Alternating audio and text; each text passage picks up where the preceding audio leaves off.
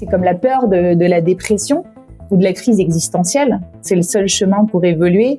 Et aujourd'hui, on a peur, on est dans un monde où on cherche le bonheur absolu, psychologie positive. Alors que quand je demande à tous mes clients, honnêtement, la dernière fois que vous avez fait un saut quantique, est-ce que c'était quand vous étiez joyeux ou est-ce que c'était quand vous étiez en train de souffrir et malheureux ? 100% du temps, c'est plutôt quand on subit quelque chose de difficile qu'on en ressort différent, pas forcément plus fort, mais en tout cas différent, avec des nouvelles ressources.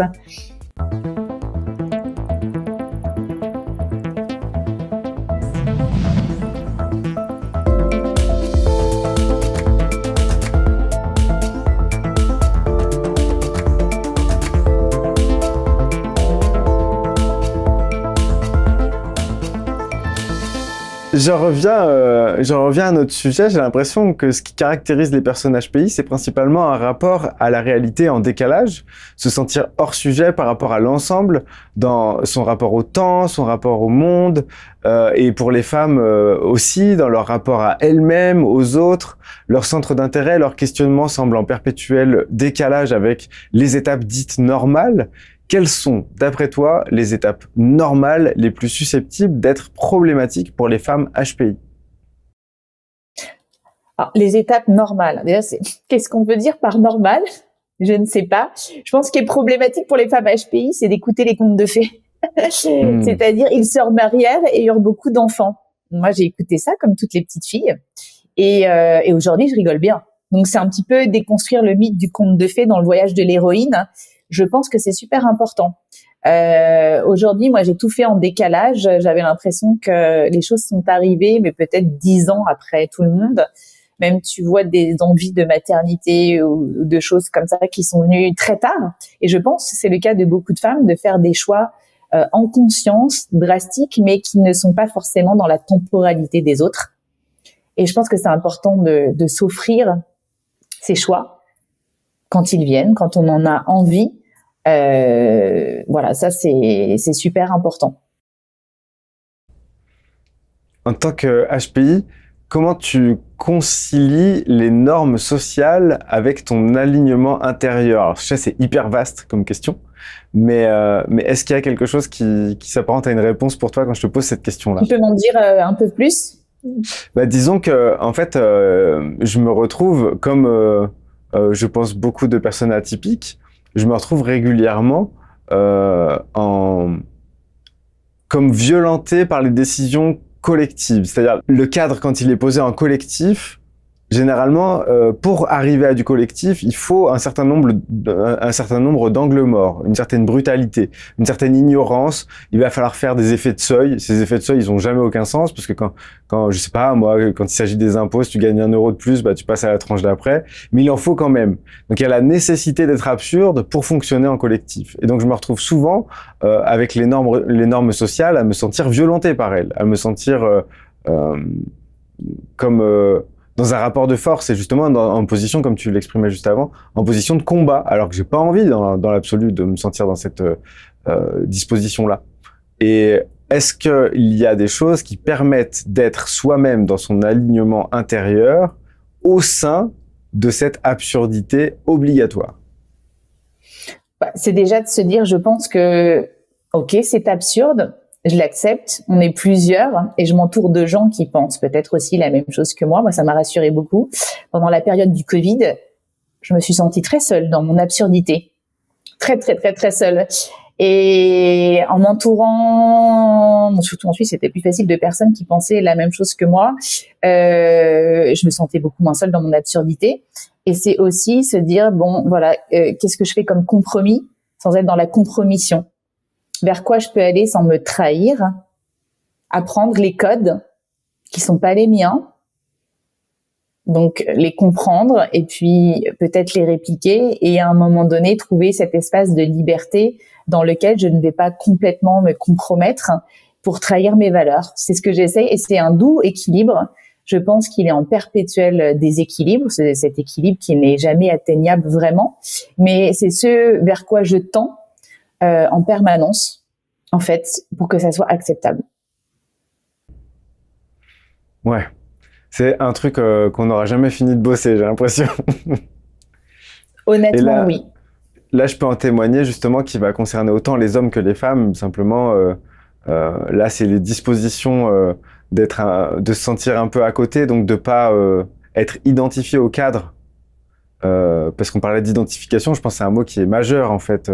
C'est à quoi tu t'identifies, et si tu t'identifies à quelque chose, tu n'auras pas de hauteur dessus, comme tu disais tout à l'heure. Tu n'auras pas de hauteur possible, tu es dedans. Donc tu peux pas le penser le truc. Et puis même si tu te mets à le penser, même si tu prends de la hauteur, tu vas être jugé parti de toute façon. Donc il faut pas être dupe non plus de ce qu'on découvre quand on prend de la hauteur, puisque c'est toujours quelque chose un petit peu on pourrait toujours le critiquer d'une certaine façon, c'est toujours perfectible, et donc le jeu continue. Et on peut continuer comme ça et puis la hauteur, elle est infinie, et tu peux être toujours plus haut que ce que tu te regardais de toujours plus haut. Ouais. Les HPI, on en parlait tout à l'heure, ont un rapport particulier au temps qui passe. À la fois, l'âge, c'est plutôt au niveau de l'âge, à la fois plus mature et plus jeune. D'après toi, est-ce que ça contribue au décalage général qu'ils ressentent, et de quelle façon, en fait, toi, tu l'as vécu, ce décalage-là, en se disant, te sentir adulte très tôt dans une partie de toi et te sentir encore sans doute enfant aujourd'hui, alors que ça devrait plus être le cas depuis longtemps?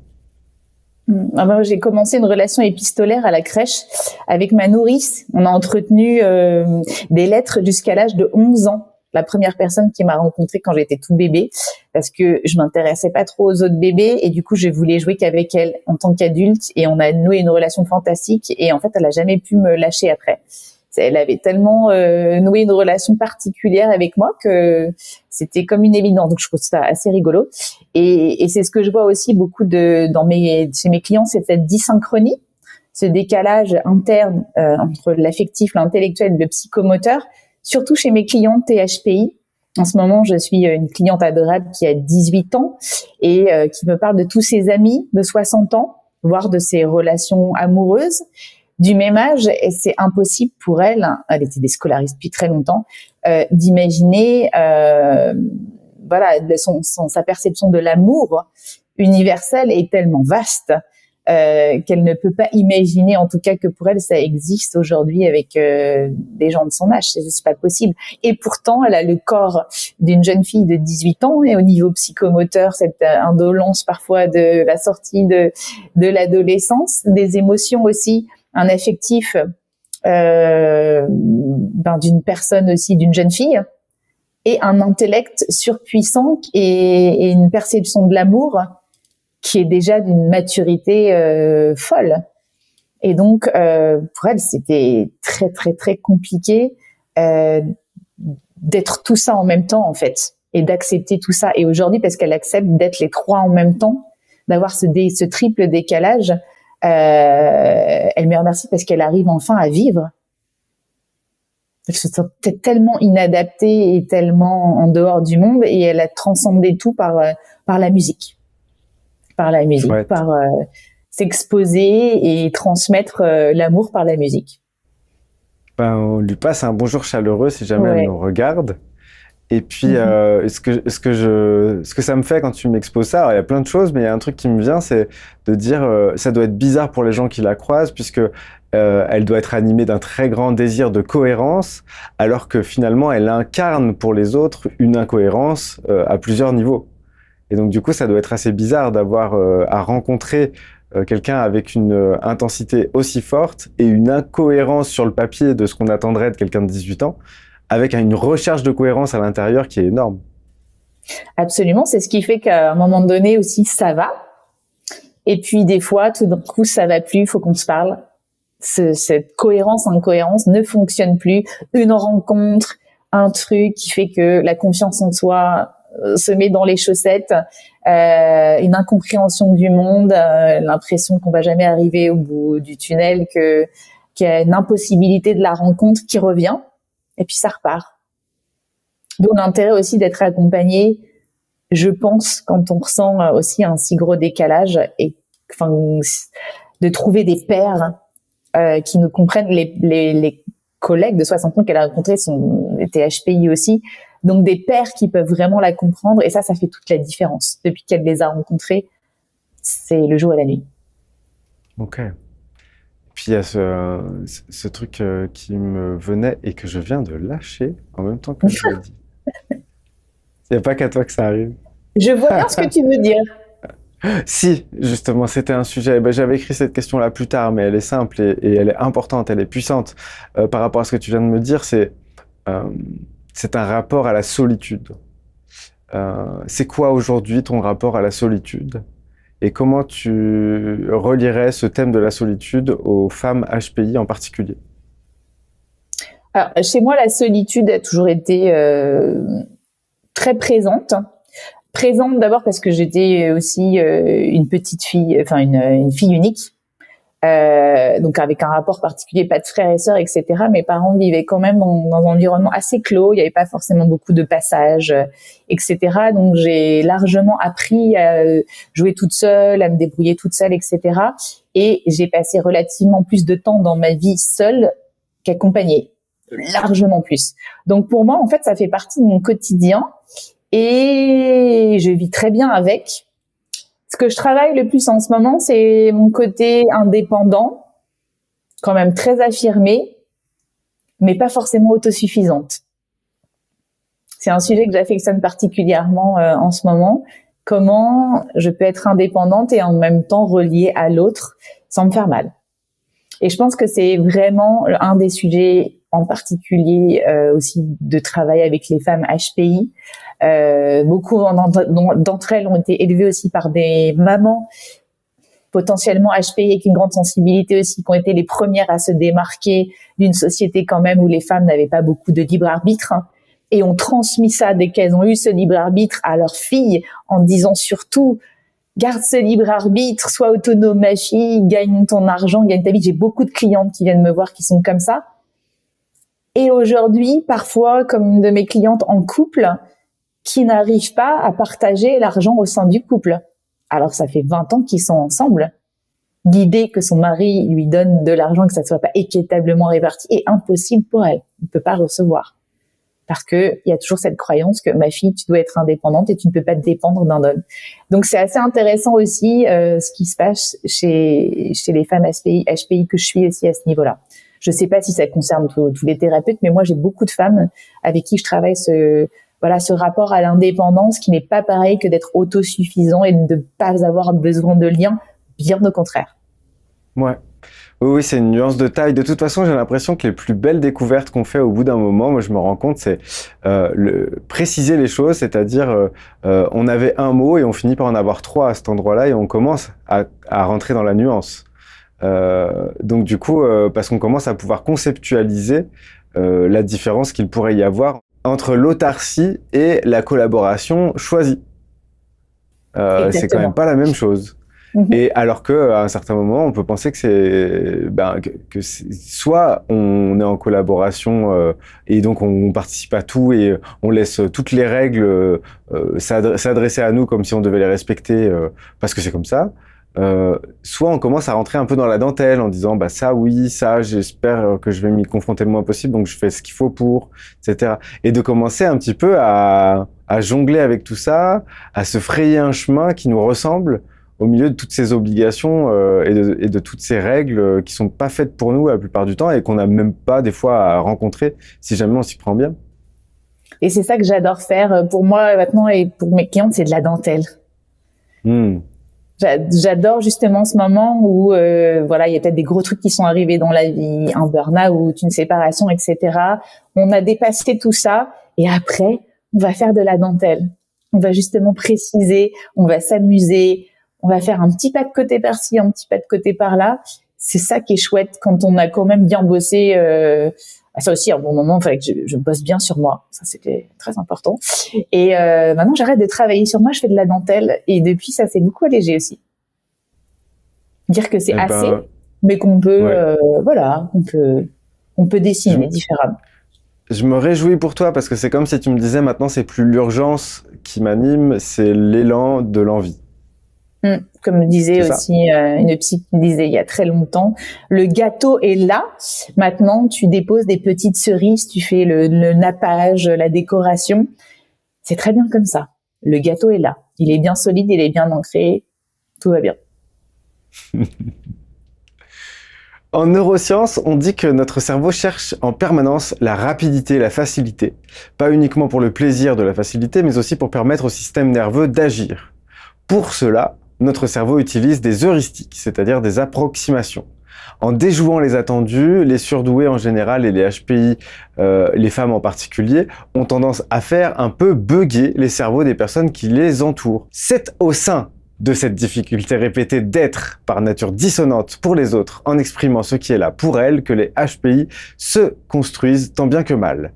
Est-ce que tu es d'accord avec cette façon d'éclairer le sujet, le fait de dire qu'en fait les femmes HPI vont sans doute faire bugger les autres à l'endroit où ils auraient envie d'aller plus vite vers l'action sans trop de questions? Oui, hein, c'est vraiment la particularité d'aller voir ce qui grippe tout de suite dans le mécanisme, dans les processus, etc. Et de pointer là où ça fait mal, de dire il y a de la poussière sous le tapis à cet endroit-là, vous avez pas vu, alors qu'on n'a pas du tout envie de soulever le tapis ni d'y voir de la poussière, parce que c'est pas le bon moment, c'est trop tôt, ou on a toujours fait comme ça.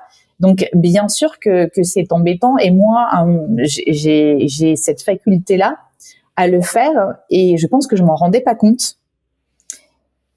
Et j'ai beaucoup énervé, à mon avis, beaucoup de personnes sur mon chemin. Aujourd'hui, c'est une force dans la thérapie, puisque je peux voir ça chez mes clients, et que j'ai appris à l'envelopper, que j'ai appris à y mettre une super enveloppe, et que j'ai appris à stratégiser pour pas tout dire, mais avoir l'idée que dans le temps, je sais où on va arriver, je sais là où ça grippe, mais je vais pas y aller en frontal.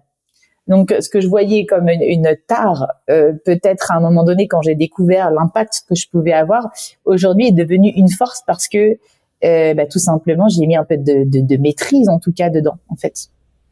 Il y a dans cette expression qui fait bugger les autres parce que on voudrait aller plus vite dans la facilité. Là, aujourd'hui, notre sujet, c'est précisément les femmes HPI. Ça fait dans la traduction un petit peu caricaturale que je pourrais en faire, des femmes HPI, des personnes qui vont être dans la transgression en étant attendues à l'endroit où elles vont suivre les directives sans broncher, et parce que le cadre est celui qu'il est aujourd'hui, et qui vont avoir cette pertinence, cette acuité dans le regard, et cette ambition aussi à l'intérieur d'elles, cette intensité. Et donc du coup, ça veut dire que précisément pour les femmes HPI, puisque les hommes HPI connaissent aussi ces difficultés-là, mais précisément pour les femmes HPI, aujourd'hui, c'est presque par là que j'ai l'impression que le bateau du patriarcat prend une partie de l'eau qu'il est en train de boire. Alors, je sais pas si je suis précis dans mon image, mais tu vois ce que je veux dire ou pas? Oui. Alors, moi, tu sais, j'avais fait une petite, j'avais retrouvé ça aussi tout à l'heure, une petite déclinaison des profils de femmes HPI, justement par rapport à leur niveau de transgression. C'est comme si, imagine, il y a l'évolution, l'ascension de la montagne de Dabrowski, avec plein de désintégrations positives. Là, c'est un petit peu pareil. C'est souvent au début de notre vie, on est un petit peu la good girl, la bonne élève qui réussit dans le cadre. Le cadre est là, mais on réussit à l'intérieur. Beaucoup de perfectionnisme. On fait plaisir pour être aimé. Le faux self est quand même assez dominant par rapport au vrai self. Et puis après, il y a la rebelle. Il y a soit anticonformiste, souvent à l'adolescence, soit ce que j'appelle rebelle soft. C'est celle qui challenge le cadre. La fameuse lanceuse d'alerte de 2002. Qui décrit tous les dysfonctionnements, qui voit les injustices, qui est de tous les combats, qui est souvent frustrée et impatiente, voire cynique. Et puis après, il y a aussi la personne qui est inhibée. C'est plutôt aller dans le cadre, mais elle est passive. C'est-à-dire que c'est celle qui se cache, qui a mis son intelligence de côté pour pas être embêtée depuis bien longtemps, qui vit la vie des autres, qui se priorise pas, souvent dans des relations toxiques. Il y a aussi la décrocheuse, ça c'est celle qui est hors du cadre. C'est même plus de la transgression, c'est qu'elle est hors du cadre, subie ou choisie, marginalisée, souvent avec des addictions, n'arrive pas forcément à convaincre, donc se retire automatiquement du monde. Et puis l'émancipée, c'est peut-être l'étape finalement, la dernière, celle-là, c'est l'électron libre, celle qui est détachée du cadre, autonome mais pas autosuffisante, et qui est capable de naviguer selon sa propre boussole de valeur, à peu près dans tout, assumer sa personnalité authentique, et voilà. Donc je trouvais ça rigolo aussi de voir que, ok, il y a il y a cette histoire de transgression, mais elle se fait petit à petit. Et je pense que à l'échelle de l'humanité, c'est pareil, hein. On est en train de sortir du cadre dans lequel on avait voulu nous mettre. Petit à petit, le mouvement MeToo, je pense que ça en fait largement partie. Il y a et puis cette sororité aussi, je pense que c'est super important pour les femmes surdouées d'être ensemble, de se reconnaître. Enfin, c'est pour ça qu'il y a beaucoup de cercles de femmes. On a besoin de se fédérer, d'être en communauté, justement pour rajouter du yin là où il y a eu du yang pendant beaucoup d'années en fait, et de pouvoir réintégrer ces deux polarités à l'intérieur de nous. Mais pour le faire, il faut d'abord parfois qu'on soit en communauté pour pouvoir ressortir aux yeux du monde. Et c'est ça que des fois que des hommes ont du mal à comprendre, qu'il y a beaucoup d'hommes qui disent « Mais pourquoi tu fais une chaîne dédiée aux femmes? Je comprends pas. » Ben parce que du coup, on a besoin de comprendre ensemble parfois comment on fonctionne, se réintégrer ce féminin qu'on avait perdu, réintégrer aussi ce masculin blessé pour pouvoir ressortir à l'extérieur et vivre confortablement aussi avec les hommes. Ouais. C'est tout un chemin et je pense que l'homme vit la même chose. Et que du coup, quand on a fait ce travail de polarité intérieure, alors je dis pas qu'il faut attendre de l'avoir fait complètement pour être en relation, mais ça aide beaucoup. Oui, cet équilibrage entre le yin et le yang à l'intérieur de chacun d'entre nous est important. Et notamment quand on sent un décalage, on a l'impression que si on se construit par rapport à ce décalage-là, on va forcément pencher un peu d'un côté. Parce que ben voilà, c'est comme si on avait cristallisé une position qui n'est pas très confortable, mais qui est la plus adaptée au cadre que l'on sent autour de nous. Et donc du coup, on va être un peu tordu, donc remettre un petit peu d'équilibre là-dedans, un petit peu de souplesse, un petit peu de mouvement à l'intérieur de tout ça possible. C'est hyper intéressant de pouvoir faire ça. Et rien de plus beau finalement au bout du processus, parce que c'est vrai qu'il y a des étapes pour arriver à ça, mais que quelqu'un qui s'autorise sans avoir de combat spécialement à être soi-même aux yeux de tous, en s'assumant et en n'ayant pas de choses spécifiques à dénoncer. Pour moi, en tout cas, c'est mon point de vue. Ce serait vraiment, c'est dans ces moments-là quand je croise quelqu'un qui s'autorise sans chercher à prouver, qui s'autorise sans chercher d'approbation ni de confrontation. C'est là où moi je suis à chaque fois, voilà, là je sais pas comment dire, il y a une sorte de justesse dans laquelle j'aime quelque part me sentir saisi, immobile, muet et dire ah c'est beau, c'est tout. Et ça, il y a vraiment peu de personnes aujourd'hui qui incarnent cela, et je trouve que je souhaite un monde dans lequel il y aurait plus d'exemples actifs d'autorisation. Je suis moi, et ça n'a pas de combat en particulier à défendre. Je suis juste moi, et je suis très content que ce soit comme ça. Et voilà, je sais pas, c'est un petit truc dans la boîte à l'univers que je mets chez toi. Ok, je le prends. Je ferai la mienne. Je ferai un post-it et je le mets tout de suite après. Super, je ferai la mienne, je mettrai ça, ce sera mon premier papier. Mais on mettra 2 papiers, c'est super, 2 boîtes à l'univers. Attends, il a intérêt à s'exécuter. Ouais, mais après, du coup, si je donne ce tips à tout le monde, est-ce qu'il va œuvrer pour moi après autant qu'il le faisait avant? Je suis pas sûre. Ah, donc retenez-vous, ne faites pas, faites des petites boîtes. Récemment, j'écoutais une émission un peu caricaturale à propos des personnes sous emprise d'un gourou ou d'une secte. Selon l'expert invité sur le plateau, les principaux critères pour savoir si un proche est concerné, c'était les suivants: la coupure avec sa famille, les changements dans les comportements et l'abolition de l'esprit critique. J'ai comme l'impression que potentiellement s'autoriser sa singularité, vivre au grand jour avec son neuroatypisme, c'est passer pour un ou une illuminée auprès de ses proches. Est-ce que tu as vécu ça? Et est-ce que les personnes que tu accompagnes vivent ça dans ce genre de transition? Alors, je pense qu'il y a forcément, quand on commence à nettoyer autour de soi des moments de solitude, si on est entouré de personnes qui ne correspondaient pas du tout à nos besoins. Donc, c'est important justement de travailler avec les femmes atypiques sur la systémie autour, J'ai encore une femme qui m'a appelée à midi en me disant j'ai pris énormément de choses en conscience avec toi. Et là, c'est pas ma grande peur, mais il y a Roger Hormer qui disait que dans ses coachings, 80% de ses coachings finissaient en divorce. Et donc, elle me dit, donc j'ai quitté la personne avec qui j'étais. Et en fait, avec les femmes atypiques, ça va vite. Dès qu'il y a prise de conscience qu'il y a abus, qu'il y a quelque chose qui va pas, en fait, ça s'intègre très vite, ça se métabolise très vite dans le corps et après, il n'y a pas de possibilité souvent de retour en arrière.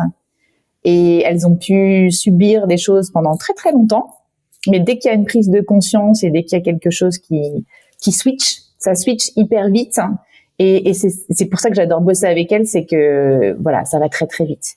Il suffit de leur montrer un chemin ou de définir, de préciser des choses, qu'est-ce qui est tolérable, qu'est-ce qui est pas acceptable, etc. Et ça va super vite. Et donc, on parlait aussi de gourou, de ne plus avoir d'esprit critique. Je pense que le HPI est justement la personne qui a toujours cet esprit critique. Et donc, il peut être isolé, mais toujours avec un énorme esprit critique. Et ça fait la grande différence. Mais ce qui se passe, si tu veux, c'est que dans cette émission-là, ce qui me semblait vraiment simpliste, c'est que justement, cette personne édictait ses critères comme s'ils étaient objectifs. Mais il y a plein de gens qui pensent que tu perds ton esprit critique quand tu es en train de le gagner à des moments. Puisqu'en fait, juste ce qu'ils perçoivent, c'est le changement. C'est que tu as changé, il y a quelque chose qui est en train de bouger à l'intérieur de toi et que ce mouvement crée des changements dans tes actions, dans tes décisions, dans ton positionnement, dans ta réception des informations, dans ta traduction de ces informations. Et donc, du coup, ils vont s'alerter du fait que tu changes. Et je trouve que, du coup, on peut changer à plein d'égards. C'est vrai qu'il y a la possibilité d'être sous l'emprise d'un gourou et de partir, de tout donner, etc. et d'être dans quelque chose qui s'apparente pour le regard collectif à un mauvais chemin. Mais ces éléments qu'il pointait du doigt comme étant les critères de quelqu'un en train de passer de l'autre côté et il faut absolument le retirer vers nous et le ramener à une certaine normalité et lui faire reprendre ses esprits, je trouvais que c'était des critères tellement larges que finalement la moindre personne qui changerait de style vestimentaire serait potentiellement quelqu'un qui serait en train de se faire laver le cerveau ou un truc comme ça, et je trouvais ça vraiment bizarre. La peur de la secte, la peur du gourou, c'est quelque chose de très présent, je trouve, dans la société actuelle. Oui, tout à fait. C'est comme aussi, tu sais, c'est pour ça que Dabrowski était visionnaire dans son livre La théorie de la désintégration positive. C'est comme la peur de la dépression ou de la crise existentielle. C'est le seul chemin pour évoluer. Et aujourd'hui, on a peur d'être dans un monde où on cherche le bonheur absolu, psychologie positive. Alors que quand je demande à tous mes clients, honnêtement, la dernière fois que vous avez fait un saut quantique, est-ce que c'était quand vous étiez joyeux ou est-ce que c'était quand vous étiez en train de souffrir et malheureux? 100% du temps, c'est plutôt quand on subit quelque chose de difficile qu'on en ressort différent, pas forcément plus fort, mais en tout cas différent, avec des nouvelles ressources. Et on est dans une société où on veut à tout prix nous emmener vers le bonheur absolu. Et si on est trop ci, trop ça, surtout pour les femmes, hein. Les magazines, faudrait tout couper. Trop grosse, trop de trucs, trop ça. C'est incroyable ce qui est encore véhiculé dans les magazines pour les femmes. Ouais, ça bouge de partout. Il y a pas mal de choses quand même qui sont en train de bouger et je m'en réjouis. Et aussi, il y a une certaine fébrilité, c'est-à-dire qu'on est dans un moment où il y a beaucoup de notions qui bougent, de rééquilibrage qui se font, de tâtonnement aussi, puisque sont bouleversés des archétypes qui étaient simples à comprendre, des récits qui étaient assez faciles à intégrer, à digérer et à incarner. Et donc du coup, il y a cette perturbation, cette espèce de perplexité aussi dans certains moments que peut amener le mouvement généralisé un petit peu à tous les étages. Donc moi, je me réjouis de ce mouvement, mais à des moments aussi, il me paralyse parce que il y a plus trop de direction d'indiquer d'une certaine manière. Non pas que j'ai besoin de cette direction-là, mais par contre, c'est dans la rencontre avec le monde extérieur, le fait qu'il y ait des directions qu'on puisse les anticiper, pas forcément pour les respecter, mais pour les connaître, ça peut servir notamment quand on se sent décalé à savoir un petit peu mieux où on met les pieds, comment on doit réagir, etc. Et le fait d'enlever ça, c'est un peu perturbant par moment et dans certains domaines, je trouve. Je sais pas comment c'est pour toi, mais... Moi, je suis de plus en plus à l'aise avec l'inconfort et le flou. Je m'amuse vraiment avec ça depuis un petit bout de temps. Donc, comme je me suis habituée, si tu veux, le fait que tout ça aussi commence à être de plus en plus confus ne me fait pas du tout peur. Au contraire, je pense que ça va stimuler mon cerveau et mon amour de la complexité. Et des fois, j'ai l'impression que de moins en moins savoir où je vais. Ce qui est pour moi, j'ai l'impression complètement le cas l'année prochaine. Je ne sais pas ce qui va se passer sur plein de choses, mais j'ai l'impression que c'est ce qui qui renforce ma sécurité intérieure. Que je me dis que je suis capable de vivre ça, alors que c'est que ça doit être vachement solide au fond et que toutes les issues possibles me vont. C'est chouette. Ouais, mais ouais. Mais il y a une part de moi qui peut se connecter à ce que tu es en train de dire. Déjà, me réjouir pour toi, parce que c'est super de pouvoir s'autoriser ça. Et deuxième chose, qui peut aussi se réjouir de ça, étant donné justement la période de vie que je suis en train de traverser, où il y a énormément d'imprévus. Et selon la facette que tu soulèves, il peut y avoir des cris, il peut y avoir des pleurs, il peut y avoir de la joie, il peut y avoir de l'enthousiasme, de l'élan, de l'incrédulité. Enfin, oui, il y a énormément de choses qui se passent en même temps. D'où c'est une petite introduction à ma prochaine question, parce qu'en fait, on aborde ça un petit peu depuis le début. Qu'est-ce que tu penses de l'autorisation à se ressentir en plusieurs dimensions? Parce que souvent, on croit qu'on doit se penser en une seule dimension, se présenter aux autres en une seule dimension. On doit avoir une seule identité, que c'est ça la cohérence, d'avoir une seule carrière, une seule histoire d'amour, etc., etc. Et ouvrir la possibilité de la multiplicité a été très libérateur pour moi. Est-ce que pour toi, ça a été la même expérience? Bien sûr. Et je pense que pour beaucoup de femmes multifacettes, multipotentielles, multipassionnées aujourd'hui, l'autorisation que je me donne et que tu te donnes, ce sont des autorisations pour elles. Donc je trouve que c'est bien qu'on représente ça aussi. Le fait que tu fasses, ou comme j'ai fait l'année dernière, du one-man show, que je m'autorise à faire ça, que je m'autorise à être visible sur différents aspects.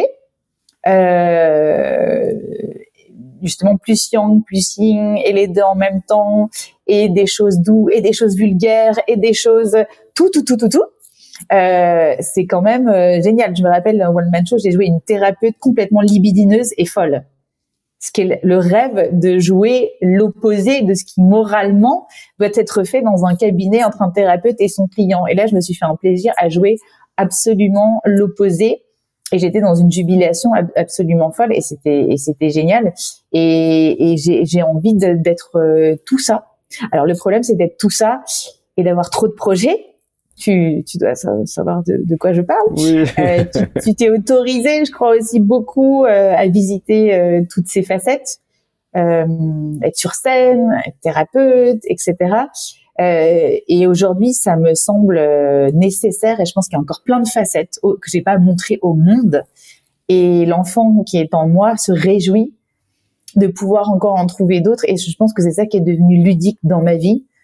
C'est de me dire, même là, on est ensemble tous les deux, on a une chaîne YouTube et moi, je me dis que peut-être dans 5 ans, on sera même plus là. La chaîne pour tous les deux sera fermée. On fera complètement autre chose. Et tu sais quoi, je me réjouis parce que c'est très bien, et on change en permanence. Donc voilà. Ben, je me réjouis avec toi et puis je te souhaite plein de découvertes de ces nouvelles facettes qui sont ou non connues de toi et qui seront connues par le monde et toi, à n'en pas douter. Donc je me réjouis de ça. Et puis pareil pour moi, j'ai très envie moi d'explorer encore plein de trucs. Il y a énormément de choses qui me font envie. Il y a plein de choses que j'ai pas assez de temps pour faire. Mais en même temps, ça a fait un programme pour les moments où je commencerai à m'ennuyer dans un des domaines qui, pour l'instant, sont actifs, tu crois franchement que ça va et arriver nourrissants. Je sais pas. Non, mais si jamais, tu vois, si je perds par exemple, si je perds le mojo en stand-up, par exemple. Si le stand-up, ça y est, j'ai fait ce que j'avais à y faire, bah, il va s'ouvrir une partie de ma vie pour une nouvelle facette que je ne connais pas encore ou que je connais peut-être. ou qui fait se toucher deux facettes, une que je connais pas, une que je connais, je sais pas. C'est ça aussi, il y a des effets cocktails dans la multipotentialité, ça c'est intéressant. C'est dire, au même titre que je t'ai posé tout à l'heure la question en disant HPI, femme et hypersensible, qu'est-ce que ça fait aux endroits où ça se touche? Est-ce que ça rajoute des effets que si on les sépare et qu'on dit ces trois informations-là séparément, si on les met ensemble, qu'est-ce que ça ajoute en plus? Et ben la multipotentialité, je crois que ça permet ça, c'est-à-dire si on s'autorise 3 activités, ben quand on va commencer à regarder ce que ça crée comme effet, il y a forcément déjà, aux jonctions de ces 3 activités, il y a déjà des nouvelles choses. Parce que ça crée des hybrides d'une certaine façon. Ça se nourrit, hein, c'est un petit peu comme voilà les abeilles. Du coup, ça passer de fleur en fleur, ça c'est ça qui permet de générer d'autres fleurs en fait. La cross-pollination. On apprend des mots en anglais en plus. En plus. Dans ton expérience, quelle a été ta découverte la plus importante, celle qui t'a fait le plus t'ouvrir à l'acceptation d'être toi? Honnêtement, quand j'ai commencé ma formation d'hypnose et que je suis plus redescendue grâce à ça dans mon corps, j'ai pu vivre des expériences directes assez impressionnantes, notamment aussi au cours de mes voyages d'hypnose, apprendre à complètement lâcher des émotions qui étaient enfouies dans mon corps, libérer des émotions, des blessures, etc. Ça a été puissant. Et c'est ce que je remarque aussi sur beaucoup de femmes HPI hypersensibles. Beaucoup d'entre elles, pour se protéger d'une réalité augmentée qui fait parfois souffrir, se sont coupées complètement, désensibilisées, dissociées, ou c'est le débordement en permanence, ça peut être les deux. Quoi qu'il arrive, il y a quelque chose qui doit se faire au niveau du corps et voilà, et arrêter la machine infernale du mental et moi justement refaire ami avec mon corps, l'accepter, etc. Ça a beaucoup aidé et surtout me dire que ma connaissance, elle n'est que dans mon corps en fait. Tout ce que je sais, c'est mon intuition et mon intuition, c'est mon corps, c'est et avant je ne lui faisais pas assez confiance. Il y a des fois où je doute encore et je m'en rends compte.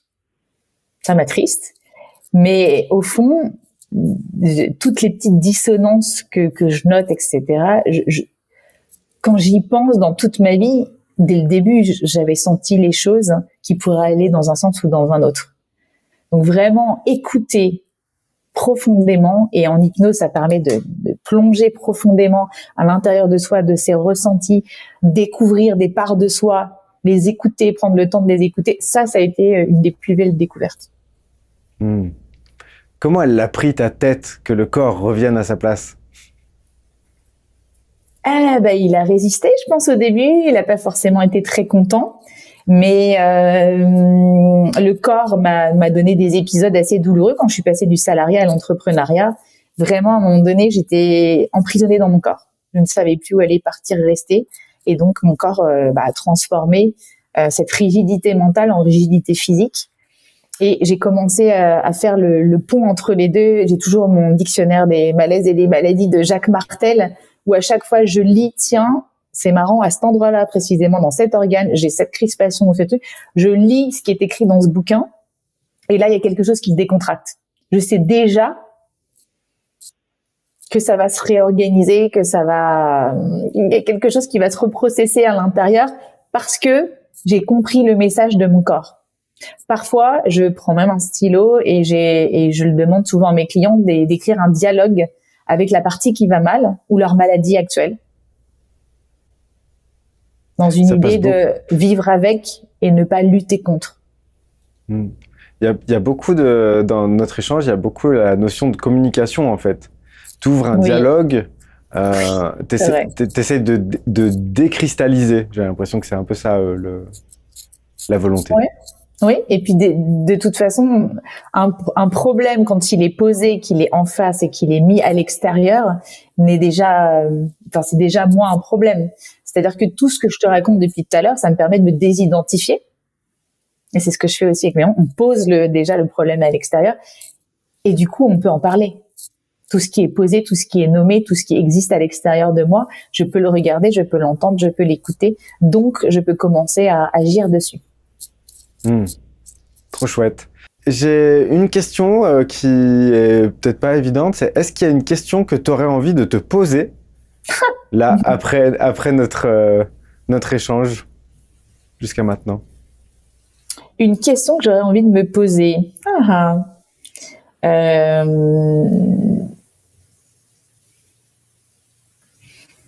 Peut-être reparler de l'importance d'accepter les crises existentielles comme des crises de croissance et de ne pas pathologiser, encore une fois, je le répète, la souffrance et l'inconfort. Et voilà, c'est pas pour autant qu'on banalise toute forme dépressive, mais de normaliser ce qui est inconfortable comme quelque chose, comme un passage obligatoire pour les personnes au potentiel ou hypersensibles, en fait. Que c'est là que vient la source de l'apprentissage. Mais là, je suis en train de faire la réponse à ma question, en fait. Tout à fait. Je te laisse faire, je suis poli, mais j'ai bien remarqué. Du coup, tu vois, j'avais plusieurs questions dans ce style-là. Je me disais, est-ce que tu aurais un message à faire passer à toutes les femmes atypiques qui nous regardent en ce moment et qui souffrent de leur décalage encore aujourd'hui? Donc, j'imagine que tu viens de faire cette réponse-là. Mais je pose une autre question en plus et tu reviens juste derrière en me disant « Ah tiens, ça me fait penser à ça ». Est-ce qu'il y a quelque chose d'important que tu souhaiterais ajouter au sujet des femmes HPI et qui n'a pas été présent dans notre échange? Donc, 2 questions en une. Qu'est-ce que ça te dit? Alors, qui n'a pas été présent dans notre échange, c'est vraiment cette idée de... Oh, ça a été présent, hein, mais c'est de ne pas vouloir se normaliser à tout prix, de ne pas penser qu'on est folle, de ne pas penser qu'on est le problème, qu'il y a un problème, mais plutôt d'aller à la rencontre de soi, d'être archéologue de soi, d'enlever les couches de conditionnement, de déconstruire ensemble, de prendre le plaisir de déconstruire pour reconstruire quelque chose qui est déjà, je pense, ce qu'on est, mais vraiment arrêter avec l'idée de ça va pas, je suis inadaptée, je dois changer, absolument. C'est moi qui dois changer. Alors, c'est plus facile à dire dans la théorie qu'à faire, mais c'est vraiment mon message, c'est venez, on va plutôt travailler sur se dépouiller qu'essayer de rajouter quelque chose là où on n'en a pas besoin, en fait. C'est ça qui est très important pour moi. Ok. Message passé. Eh bien, on va passer à une petite étape où je vais te poser quelques questions rapides et pour voir à ce stade de notre échange quels sont les premiers mots qui sortent quand je te pose ces questions-là. Donc, question rapide, réponse rapide. Et ensuite, il y aura des phrases à compléter. Et ensuite, il y aura Gaëtan qui a suivi tout notre échange et qui viendra échanger avec toi. Ça te va? Ça me va. Cool. Alors, première question.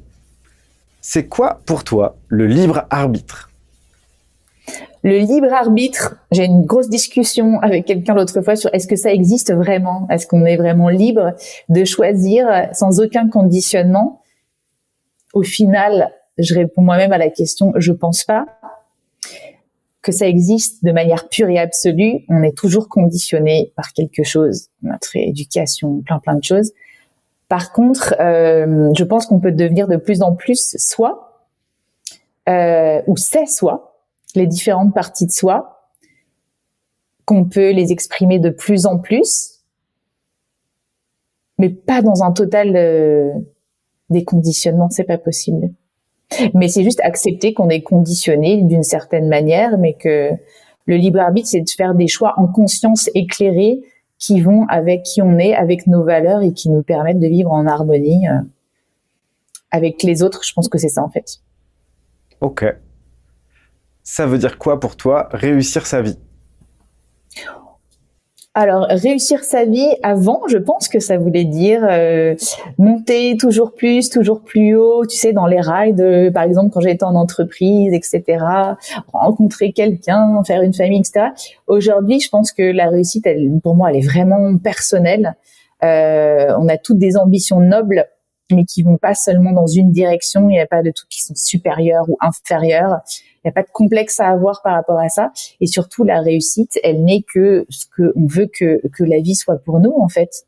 Et si ma réussite aujourd'hui, c'est de rester chez moi en toute solitude et de ne rien faire, alors c'est une vie réussie, sans aucun problème. Donc, elle est très personnelle et on a tous une définition de la réussite. C'est quoi pour toi la souveraineté? La souveraineté, c'est proche du libre arbitre aussi. C'est être aujourd'hui la reine de sa vie et pouvoir faire des choix vraiment en conscience et de choisir plutôt que de subir. C'est ça pour moi la souveraineté. Quand as-tu pleuré pour la dernière fois? Oula, je pleure très très souvent. Bien sûr, hier ou avant-hier. Genre, rendez-vous avec ma psy, je pense que j'ai bien lâché les vannes. C'est quoi pour toi faire une juste place à ses émotions? La juste place, c'est déjà reconnaître le cycle de ses émotions et les accueillir pleinement. Je ne supporte pas quand on dit des émotions négatives. L'émotion, c'est un mouvement dans le corps qui vient nous dire absolument tout ce qu'on a besoin de savoir sur l'état dans lequel on est, notre météo intérieure, et donc ce qu'on doit en faire. Donc déjà, reconnaître ça et accueillir pleinement ce début du cycle de l'émotion, c'est déjà beaucoup. Si tu devais nous peindre un tableau qui illustrerait la pire situation pour toi, il y aurait quoi dessus? La pire situation, c'est marrant, j'ai plein de flashs qui me viennent dans les yeux, un tableau tout noir, et je me dis en fait non, j'adore dormir dans le noir complet. Puis après il y a eu un tableau tout blanc qui est venu. Je me demandais après lequel des deux pouvait mettre le plus inconfortable. Je crois que c'est le blanc absolu qui pourrait me mettre dans le plus d'inconfort que le noir en fait. Ok. Et si tu nous donnais, au contraire, si tu devais peindre un tableau de ce qui te fait du bien, ce qui est le bonheur pour toi, il ressemblerait à quoi? Il y aurait quoi dessus? Alors justement, là j'ai un tableau là à côté de moi, c'est une femme de dos qui montre ses rondeurs et ses fesses au monde entier, un petit peu de manière nonchalante et voilà, je trouve ça intéressant voilà, je trouve ça. Et déjà, j'ai toujours adoré la peinture et les rondeurs des femmes d'une certaine époque où on peignait beaucoup les rondeurs. Donc, ce serait une peinture qui représenterait la femme et son petit côté fou et nonchalant. Ok. Voilà, c'est ce qui me vient. Qu'est-ce qui est le plus banal chez toi?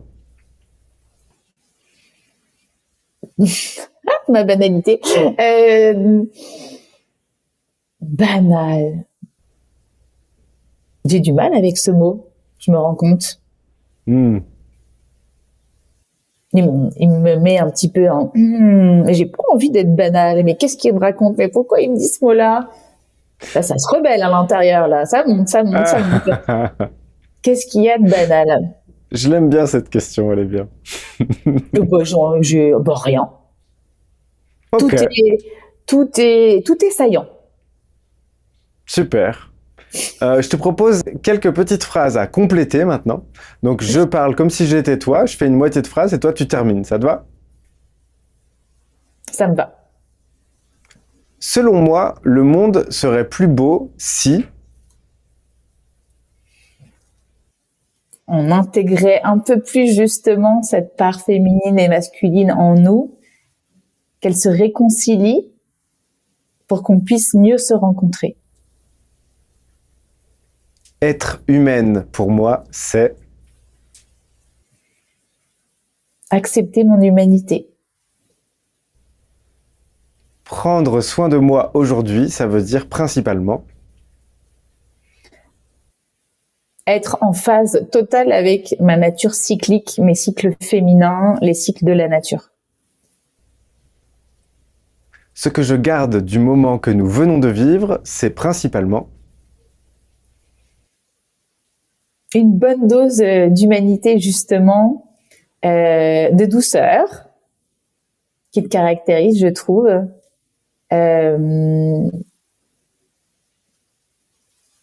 Et de bien relationner. J'ai une dernière question pour toi avant de passer la main à Gaëtan qui a suivi tout notre échange. Est-ce que tu t'aimes? Et si oui, est-ce que tu veux bien nous parler de comment tu t'aimes? Alors, je pense que je m'aime de plus en plus.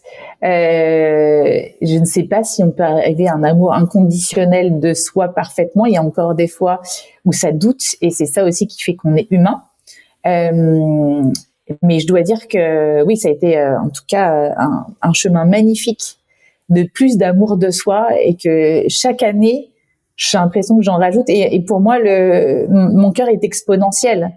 Donc là où je crois que des fois, il n'y a pas d'amour à remettre encore, il y en a toujours. Et pour plus de monde, et encore pour plus de moi. Donc c'était quoi l'autre question, l'autre partie de la question? Comment tu t'aimes? Ah, comment? Avec douceur. Merci beaucoup. Merci. Je vais maintenant laisser Gaëtan prendre ma place. Je te remercie beaucoup pour cet échange, ta disponibilité, ta spontanéité, ta fraîcheur. Et je te dis à tout à l'heure pour la conclusion. À tout à l'heure. À tout à l'heure.